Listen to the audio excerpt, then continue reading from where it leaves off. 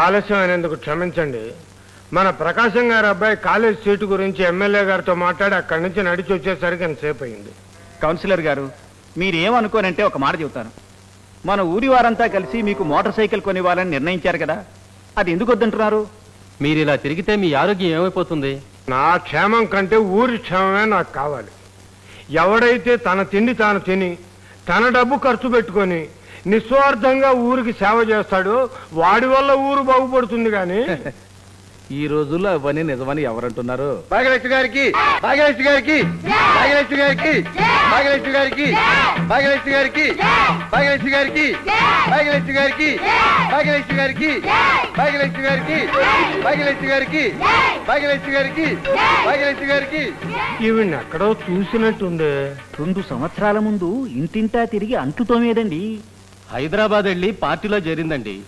ఆ కార్యాలయం మనూళ్ళోనే పెట్టి ఆవిడే నాయకురాలను చేశారు. అంతేకాదండి, ఆమె పేరు మీద బంగళా, కారులో 20 లక్షల ఆస్తి ఉందండి. వాళ్ళ విషయం మనకెందుకు, ముందు మన మంచినీటి సమస్య ఎలా పరిష్కరించుకోవాలో అది ఆలోచిద్దాం. నేను పెళ్లి చేసుకోనని పదే పదే చెప్పినా మళ్ళీ పెళ్లి చూపులకి ఏర్పాటు చేశానండి నాన్న. మంచి సంబంధం అని పెళ్లిళ్ళు కామే చెప్పాడమ్మా. నేను ఉద్యోగం మానేసి పెళ్లి చేసుకుని వెళ్ళిపోతే నా తర్వాత ఉన్న 2 పిల్లల పరిస్థితి ఏమిటి? మీరు మానవ సేవే మాధవ సేవ అంటూ 24 గంటలు పరాయి వాళ్ళకి సాయపడ్డంలో గడిపేస్తున్నారు. అది నేను తప్పని అంటం లేదు నాన్న. మీరు ఆ జాసులో ఉండే నేను వెళ్ళిపోతే ఈ ఇంటి గురించి పట్టించుకునే వాళ్ళు ఎవరు? అందులోనూ అది మూక పిల్ల. అందుకే వాళ్ళిద్దరికి పెళ్లి చేసి అత్తవారింటికి పంపించేదాకా నాకు ఈ పెళ్లి వద్దు నాన్న. అంటే మా స్వార్థం కోసం నీ జీవితాన్ని మోడు చేసుకుంటావా తల్లి? ఆడపిల్లగా పుట్టిన మగబిడ్డ కంటే ఎక్కువ కష్టపడి రెక్కలు ముక్కలు చేసుకుని కుటుంబాన్ని పోషిస్తున్నా. కానీ నీ జీవితాన్ని గురించి కూడా కాస్త ఆలోచించమ్మా. కూతురు సంపాదన కోసం పెళ్లి కూడా చేయకుండా ఇంట్లోనే ఉంచుకున్నాడని నలుగురు నన్ను చులకనగా చూస్తారమ్మా.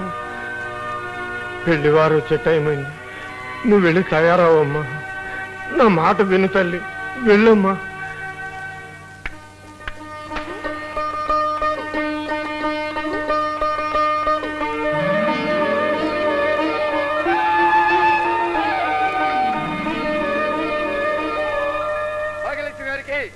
భాగ్యలక్ష్మి గారికి, భాగ్యలక్ష్మి గారికి, భాగ్యలక్ష్మి గారికి, భాగ్యలక్ష్మి గారికి, భాగ్యలక్ష్మి గారికి, భాగ్యలక్ష్మి గారికి, భాగ్యలక్ష్మి గారికి, భాగ్యలక్ష్మి గారికి, భాగ్యలక్ష్మి గారికి, భాగ్యలక్ష్మి గారికి, భాగ్యలక్ష్మి గారికి.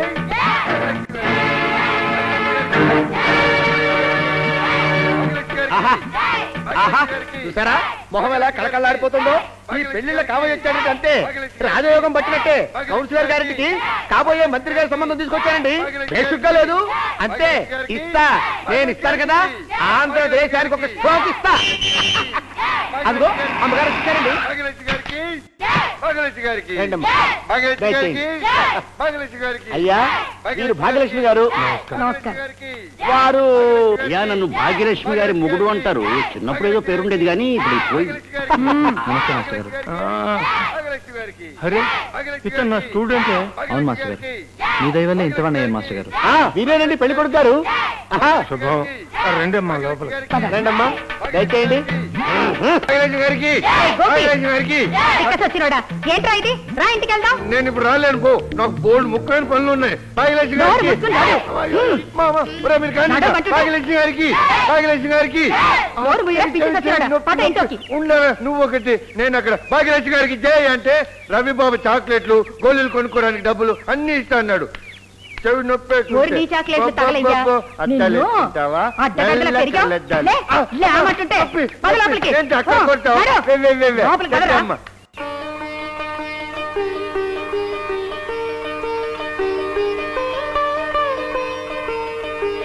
ఈ అమ్మాయి మీ పెద్దమ్మాయి కదా?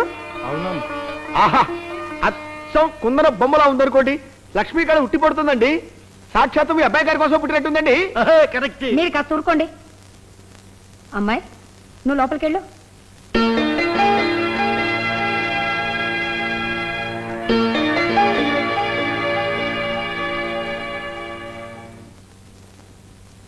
తమరు పెళ్లి చూపులకైనా వచ్చింది?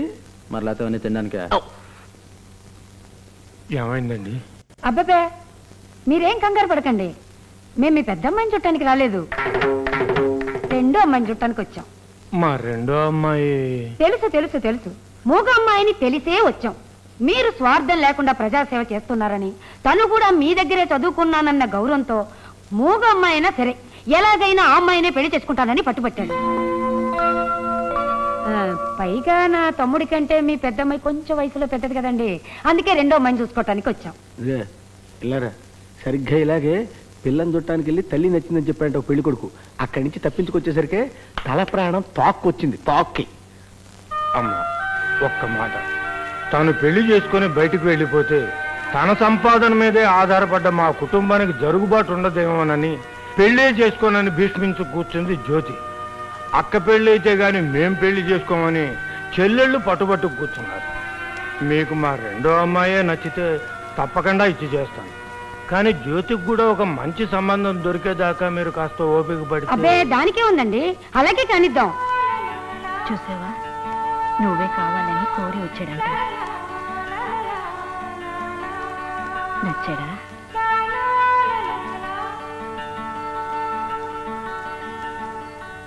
అమ్మా పార్వతి, వస్తున్నా బాబాయ్. ఏంట్రా ఇది? అమ్మని అడుగు. రా కూర్చో బాబాయ్. ఏంటమ్మా, ఏం తప్పు చేశాడు? ఇలా మోకాల మీద నిలబెట్టేసేమిటి? ఏం చెప్పండి బాబాయ్, ఇందాక ఎదురింటికి ఎవరో పిల్లని చూడ్డానికి వచ్చారు.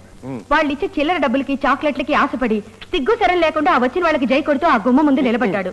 నా తల కొట్టేసినట్టయింది. నేను చెప్పాలేమ్మా, వాడికి ఇంకా చింతన గుణాలు పోలేదు. రే ఇలా రారా. మంచి బాబాయ్. మీరైనా కాస్త బుద్ధి చెప్పండి బాబాయ్.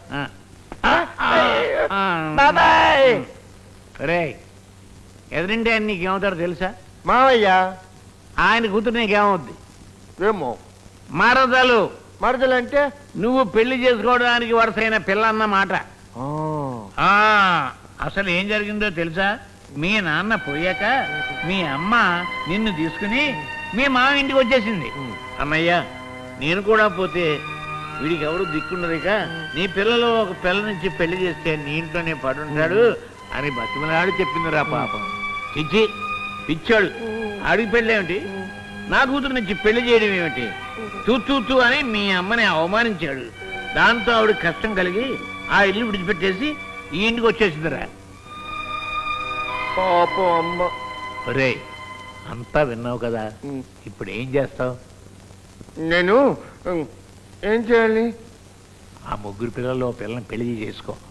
ఒక్కరేం కర్మ, మావయ్య అమ్మని ఇచ్చాడు కదా, ఆ ముగ్గురిని చేసుకుంటాను అంతే. గోపన్నకి జై, గోపన్నకి జై, గోపన్నకి జై, గోపన్నకి జై, గోపన్నకి. నేనే గోపిని. జ్యోతి ఎక్కడా? జ్యోతి జ్యోతి జ్యోతి జ్యోతి అక్కడున్నావా? అహనా పెళ్లి అంట, అహనా పెళ్లి అంట, అహనా పెళ్లి అంట. జ్యోతి, నువ్వు నాకు వరసంట, నేను నిన్ను పెళ్లి చేసుకోవాలంట. నువ్వు ఒప్పుకోపోతే హరిచంద్రుడు పార్వతిని చిచి, ఎన్టీ రామారావు జమునిని చిచి, అది కూడా కాదు చెప్పరా, కృష్ణుడు రుక్మిణి నెత్తికెళ్ళినట్టు నేను నెత్తికెళ్ళిపోతాను. పెళ్లి చేసేసుకున్నామా? మా బాబాయ్ చెప్పాడు, బాబాయ్ చెప్పాడు అందుకే బుద్ధుందా నీకు? ఆఫీస్కి వచ్చి ఇక్కడ ఏంట్రా పని? పొండవతలకి రేపు పండ్రా, మేము పెద్ద మాట మాట్లాడుకుంటున్నాం. నువ్వు చెప్పు. ఏం చెప్పేది? ఆఫీస్కి వచ్చి అల్లరేంటి? ఆలోచన చేస్తే ఇంకెవరన్నా వచ్చి నేను పెళ్లి చేసేసుకుంటారని బాబాయ్ చెప్పాడు, అందుకే పరిగెత్తుకుంటూ వచ్చాను. మనం వారసత్వంగా పెళ్లి చేసేసుకున్నాం. వరస సంగతి సరే, మరి వయసు సంగతి ఏంటి? నీ వయసు ఎంతో తెలుసా నీకు? నేనేం పిచ్చాను అనుకున్నావా? మా అమ్మ చెప్పింది 24. మరి నా వయసు ఎంతో తెలుసా?